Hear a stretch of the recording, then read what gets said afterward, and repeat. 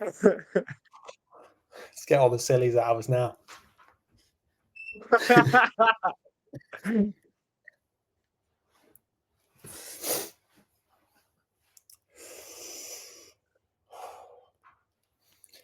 Hello and welcome to the Making It podcast. We are back for episode 46. We are 47 weeks into the year, if I'm not mistaken, which is pretty crazy because that means that I'm not even going to say about Christmas. Anyway, let's just ask you, Dan, how you are. Welcome back to the podcast, brother. How's your week been? Yeah, it's been good. Started off with prioritizing uni work, which is something I want to make sure I'm doing now because kind of still let the hustle and bustle of uni life get in the way of me doing it. But I've been prioritizing it, making sure I'm doing it in my days. So that's been going well. Game on Wednesday where we played the Fours. Unfortunately, we lost 7-0. One of those tough ones to take. They were very physical, very quick, more experienced, and they got on top of us. But you learn from these things, and we go into next week, and we got Sunderland Freeze, and it's a good way to bounce back. And then went to Horsham at the weekend to visit Ollie Nella, which is really nice with a few friends. Shout out Southie because I know he listens to the podcast. And then that was a really good night. We went for a nice meal at Miller and Carter. And then we went to a couple pubs. Then we went to this local club, which was actually really busy. It was really good actually. And then yesterday, coach journey back was 7.5 hours with Aaron, all the way from London. So about 10 hours of travel overall. Bit of a nightmare, but put on. I don't know if you ever watched it. Good Morning Vietnam. Put that on. That was a really good film. Good morning, Vietnam. You know that's my morning alarm, right? That's Really, my that's morning amazing. alarm. Yeah, I love it. And then now I'm here. New week. Had a good sleep last night, and I'm ready for the new one. But Jamie, how are you been? I know some exciting things have happened on your end. You took a new step. It wasn't my choice. I will just start that off, but I got sacked on Monday.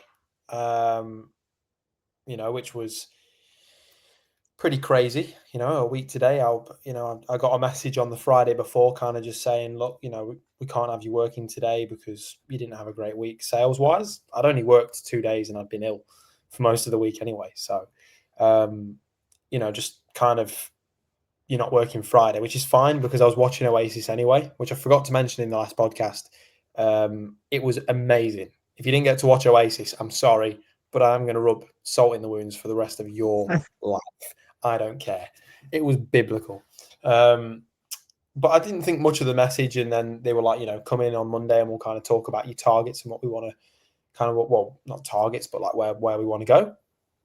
And I was like, fine, turn up my notepad, had a good chat about Oasis. And then they were like, oh, we're going to let you go. And I was like, whoa. I was like, just in that moment when they said, like, we're going to let you go, like everything just stopped. I couldn't really hear anything. It was like one of them film moments, like where you can't really see anything. It's just like, oh, geez, like reality's just hit me that I'm broke in Sydney, right? Which is a shameless plug for something I'll mention later. But I've actually got no job now. Like I'm fully unemployed. I've got 2 weeks of rent money available, and that is it. I didn't do many hours last week, so I had $22 in my regular spending account. So I've had to dip into savings for everything this week, because of obviously losing my job. So I leave the meeting, and I'm really trying not to cry in the meeting, but I see my other boss, and shout out to Dej as well, by the way, because I just want to say that it wasn't Dej's decision. And even if it was, I'd still have a lot of love for this guy because, immediately he didn't know I was sacked. So he kind of just did the, hey, Jamie, how are you? And I'm like, I just lost my job, mate. And he's like, oh, fuck, okay. We had a chat and he, sent me some employment options over and stuff and has been really supportive throughout. We went for a coffee and stuff. So big shout out to you, Dej, legend. So it broke me a bit. I got home I went to the gym first with Deck and went to the steam room, had a bit of a swim, and, he kind of tried to psych me up and get me back on the looking for jobs and stuff. So I did, and luckily one of the guys I work with, Dan, he actually sent like a sort of a reference in for me to a job in a place he used to work at. I'd already applied for loads of jobs, and I'd been offered a couple of trials as well. So I was meant to be starting a job at Flight Club this week. But then on Wednesday, I was offered a trial shift at a bar called Cabana Bar. So 2 days after I got sacked. And the trial shift went well. I got offered the job that day. And a week since being sacked, I've already done 26 hours and I'm buzzing. I thought you were working at Flight Club. No, I'm at Cabana Bar. Oh, this whole time I thought you've been working at Flight Club. No. So I mean, don't get me wrong, the Oh, Flight Club, okay. it looked awesome, by the way, Flight Club, because it's darts, it's cocktails, it's all the beers and stuff. But like I said to you, when I almost got that job in Ocean Shores as a cocktail barman, I was like, wow, this is for me. I was chucked in the deep end with this trial shift. Like, I don't know how the online system works. It was kind of all basic, explained, and I'm like, I've not really worked on a bar all that much. I did a bit at the pub, but like not a lot. And I feel like I might have. I didn't lie, but I kind of said I did a bit more work on the bar than I have. But in reality, it worked out fine anyway, and it was great. My first shift was a 4 till 1 a.m., which was a long shift, but it just felt good to be back in a job where my brain's engaged. I'm not constantly getting the nose. I feel like there's a lot less mental burden with this job. I don't go home and think about it, really. And I'll be honest with you, Dan, I'm actually looking forward to going to work tomorrow. Like I look forward to going into the job because it's good people. I know what I'm doing. I feel like I've done a good job so far, and it's what I'm familiar with, and I'm meeting people. I've made friends now, and I feel like my time here is needed a job like this to push me to the next level of what being in Australia as a traveller is. So I always try and see the best in bad times and bad moments. And I'll be honest, a week today was probably the best thing that could have happened to me, is losing that job. And that's no disrespect to them because they're all great people and I'm sure they'll do great things with what they're doing. It just wasn't for me, and that's okay. And I think the hard realization, Dan, without going on too much of a rant, is that it didn't fit me. I didn't like that because I like to think that I do give all my all and I do everything I can to make things work. And when they don't work, it breaks me because I'm like, but I'm desperate to fit into this, you know. But at the same time, sometimes it's just good to recognize that sometimes things don't work out and there's always something better over the horizon for you as a person. Little did I know that a day and a half, 2 days later, it will be at a bar in Sydney city centre, and I'm now happy getting the hours that I need and paying my rent consistently. So, to be honest with you, Dan, this has been probably the best week I've had in quite a while. So I'm happy. I'm really happy. I mean, I've spoke to you about it, but I just remember that phone call we had back at home when you told me you wanted to go to Australia, and you said you wanted to go to Australia, get a bar job, make some friends, have a social life. And obviously, you got to Sydney and you got this sales job because you needed a job. And then because that is the person you are, you got immersed in it and you wanted to do well at it. But then things didn't quite go well. Sales is a very difficult thing. Um, and you've ended up losing the job. But it's another one of those moments you've had in Australia, another one of those stepping stones where there's a lot of unknown between the step, but you've made that step again. You've got this job, and now you'll enjoy this hospitality job a lot more than you would have if you just got it in the first place. And it's so cool. And I've said it multiple times, seeing you out in Australia, and I think it's teaching you so much more than you ever thought. Um, and the person it's going to shape you to be is a very good one because there's a lot of resilience you're building and a lot of tough times which you're getting through.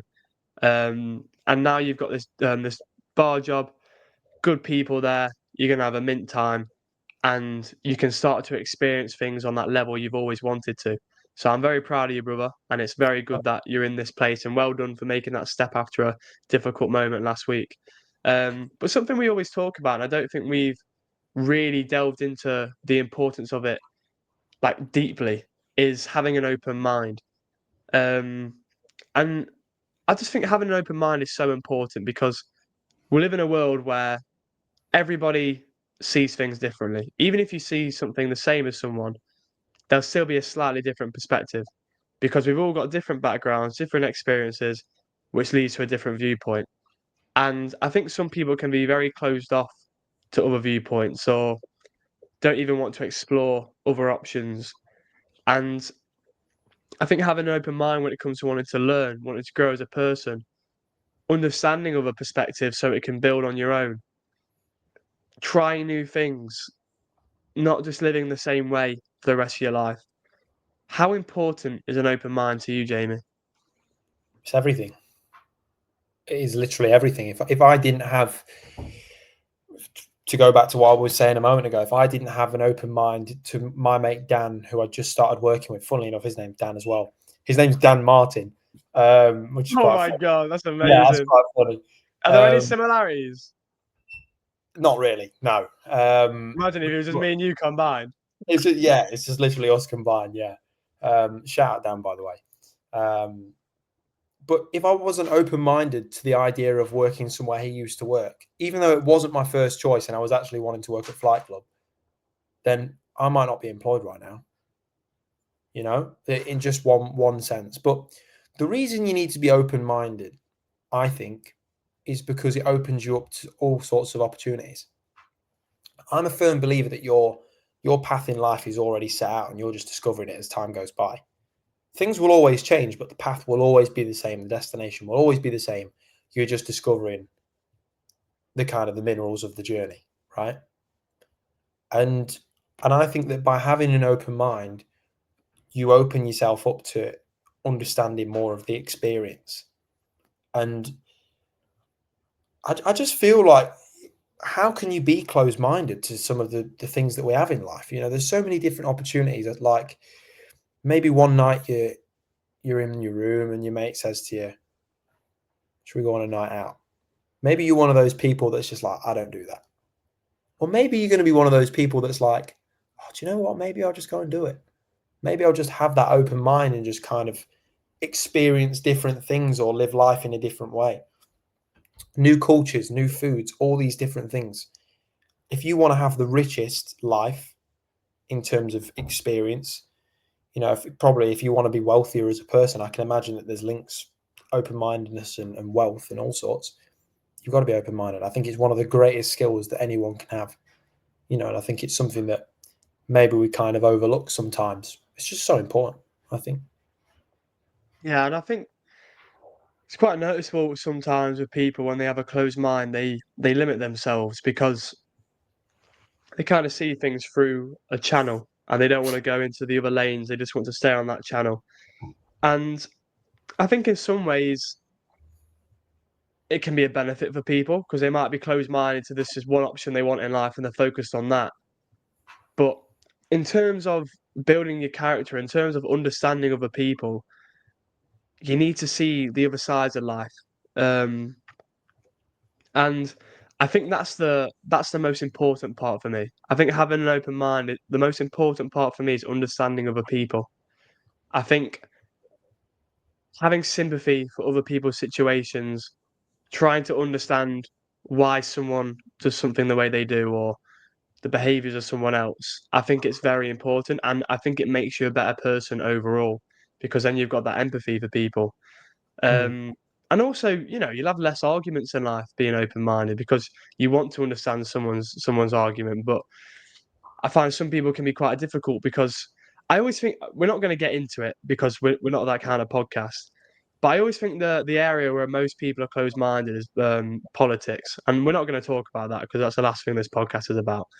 But the amount of arguments you see over that stuff because people are just closed-minded to their own views and they don't want to believe anything else and causes so many arguments. But into other things in life, even like, what restaurant we're going to go to. I only like this type of food. Like some people will only eat the type of food for the rest of their life. Some people only live in the same area for the rest of their life. Like you've got to explore and you've got to expand and you've got to try live other aspects of life and understand that. And I think it's so important. But it's one of those things. We have a lot of conversations ourselves, and it's interesting because sometimes I think when an idea is suggested to me, I get a bit of a natural reaction to begin with, like a bit of, oh, that's a bit scary. I remember when Noah said, "We want to do the marathon," I was like, oh, I don't know.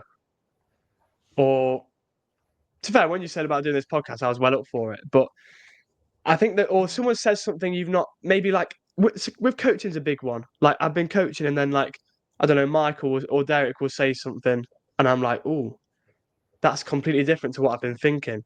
But you need to adapt and change that. They say climbing a ladder isn't going to work if it's a wrong ladder, and you're better off going back down it to go back a new one. And I think a lot of people, they feel like things are a waste of time when they've given something an effort. They've tried something and it's not worked, but they put so much time into it. But having that open mind to take that step down that ladder you've been really working on and to try that new one will be a much better investment. Can you think of a time where, obviously, you just explained one, a recent one, but can you think of another time where being open minded led to a good opportunity? Yes. My work with radio changed my life. Steve texted me that night saying, and this is a story I tell all the time because it's so transformative for me. Steve texted me that night saying, "Do you want to go and commentate on a game at Notts County?" Me being like, "Oh, I don't know." Like, what do you Long as mean? I got my suit and tie. Yeah, I know I have my suit on, yeah, like an idiot, but effort, I guess. But like, if I had said that night, I'm all right. I don't doubt that an opportunity would have come up again to do that because I know Steve. But that's me saying that in hindsight. So you don't have hindsight when it comes to having an open mind. You have to act on instinct in a moment. Or maybe you have a bit of time before. But I don't think that having an open mind is forgetting or ignoring things that you like or things that you want to do. I just think it's a way of opening up new opportunities for things you haven't experienced and things that you will like to do one day or that you won't like to do. I just think it will make you a more well rounded person. You will know what you do and don't like by being open minded. But if you're closed minded, you'll know what you like, but that's all you'll know. And for me, that's boring. That's rubbish. When it comes to food, Dan, I want to try stuff I'm going to hate. Right? Like I want to eat something that I think is disgusting because I'll know to never eat it again. But also, I can say I've done it. I want at the end of my life to be able to say I've done it. Good. I enjoyed it. Didn't enjoy it, but at least I tried. And it's why going and doing traveling and taking that daunting step to start a new job or something is great, because if it doesn't work out, you can say you've done it and that's fine. And I would rather have more strings to my bow. I'd rather, I don't want to say die knowing, but like I would rather my life end knowing that I've tried different things and I am someone that persevered, that gave things a go, and I didn't half-arse it. That's what I want to be known for. That's really important to me. So I think even if you're scared to be open-minded, just kind of think about the end kind of journey for you as a person. Would you like to be known as someone that just gave things a go and just tried things out? Because I just think it makes life way more fun if you just go and do the random things, go and do stuff you haven't done before, eat that food that you never thought you'd eat. I never thought I'd like oysters, Dan, to be honest. But we were on a boat one time in Noosa in North Queensland, Australia, and at the time Beck bought these oysters, and I was like, they smell disgusting. I'm like, I'm not having that. And my mum was like, come on, just try it. She put a bit of lemon in it, and I tried it, and I was like, this is mint. And I had like 4 oysters after that. But it's like that's just one example, a very small example of how being open-minded can just improve your life or improve your day just that little bit more. So I think it's a very important thing to just to do and an important mindset to have. Yeah, 100%. And it helps you reach that sort of potential of yourself. being open-minded to try that, even being open-minded to try that thing you want to try, and not being closed-minded at, oh, that's a lot of work, or oh, that's quite scary, oh, that's putting myself out there.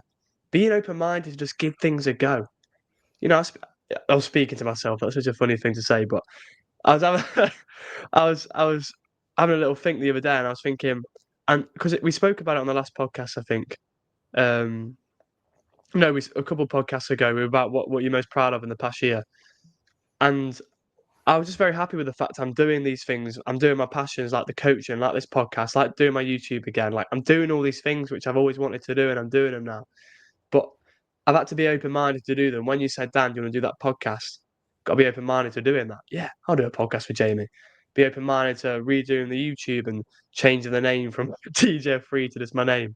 Being open-minded to when Callum said do some videos on your Instagram, and now I do videos every day. Just being open-minded to these things and giving them a go and making those steps, and you see the progression. But I saw, on a bit of a different topic, I saw a video yesterday while I was on the coach back from Horsham, and it was a video contrasting this woman, same situation in bed. On one side, she gets up, she ends her alarm, she gets out of bed, she brushes her teeth, she makes breakfast. On the other side, she ends the alarm, she goes onto her phone, she looks on social media, and I think this is a big thing that we all have in our lives. Even this morning, I woke up and I got out of bed to finish my alarm. I thought, let's get back into bed. Let's see if let's go on my phone just to see. My excuse was to see if Jamie's messaging me about doing the podcast, but I went no. Go get ready, have a shower, sort your things out in the morning, and you'll feel so much better for it. And you do. But I have moments where I wake up in the morning and I make an excuse like, oh, I'll watch some football highlights. But that moment where you go on your phone first thing in the morning, that's a habit which I want to make sure isn't very present in my life. And some moments I might go, you know what? It's a chill day today. I've had a good week. I'm just going to wake up and I will chill on my phone. I'll watch a couple of football highlights because it's one of those days.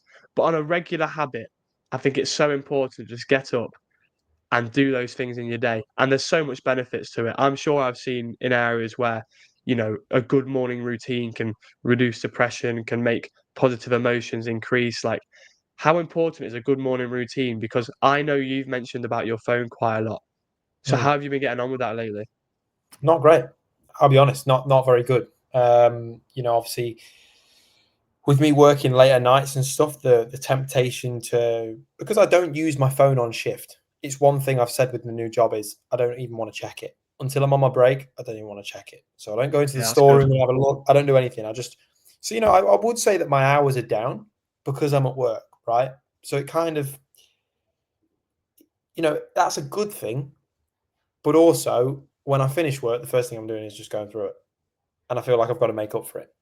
So I'm not going to sit here and be like, oh no, in the morning I make my matcha, I make my breakfast, I read a book, and I have a very productive morning, because that's just bullshit. This whole performative personal, performative male thing, it's rubbish. It's all ego. It's all for social media. It doesn't exist, right? These people are all fake, in my opinion. But I won't get into that. The point I'm trying to make is that I've got a problem with my phone, and it starts with me in the morning. The solution, which my granddad gave me years ago, and I used to do it before school, was to put my phone somewhere further away. That sounds strange, right? But it sounds strange because either way you're going to go and pick it up. But the point is, it gets you out of bed.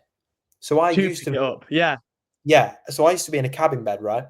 Years ago, everyone had bunk beds and cabin beds, and I had a desk underneath, and I'd put my phone on my desk. Now it would piss my stepdad off because my alarm would be ringing for an extra 10 seconds. But the point was, I got out of bed, and by the time I'm out of bed, I've already, given my eyes a bit of a thing. I've already made my bed, and I'm out of it. So the idea of being comfortable and being on my phone just isn't there. I'm actually more interested in just going and doing what I want to do in the morning now because I'm up, and I'm probably a bit grumpy that I'm out of bed. But when you're in the comfort of your bed, I've only really in the last year started having a double bed. it's so comfortable to the point where I don't want to get out of it most of the time. And that's dangerous. Having a single bed where it was more uncomfortable was actually easier to deal with all these things. But I am trying to find ways to get off my phone. One of the biggest ways is to try and keep do not disturb on as much as I can. Like I have do not disturb on my phone till 7 in the morning. Should I probably have it a little bit later? Probably, yeah. Probably should just have it to the 9 or something like that. But I'm just trying to find new ways. And also, I would actually ask anyone that's listening to the podcast, if you know a way of cutting this out, please send us in a comment or an email at makingitpoddy@gmail.com, because I want to know. I want help with it for sure. I think it'd be interesting if we could interview someone that's maybe a specialist on this sort of subject. But I was really, really interested because I've been listening to the Modern Wisdom podcast with Chris Williamson. And his latest episode is actually about birth rates declining as a result of phone use. And I was like, are you serious? Like, how is that even? How are you making phone use about sex? Do you know what I mean? I don't understand how you're doing that. But as I kind of got to understand it, like the way that we use our phones has completely changed us as humans. It's changed the mentality. How we date is changing.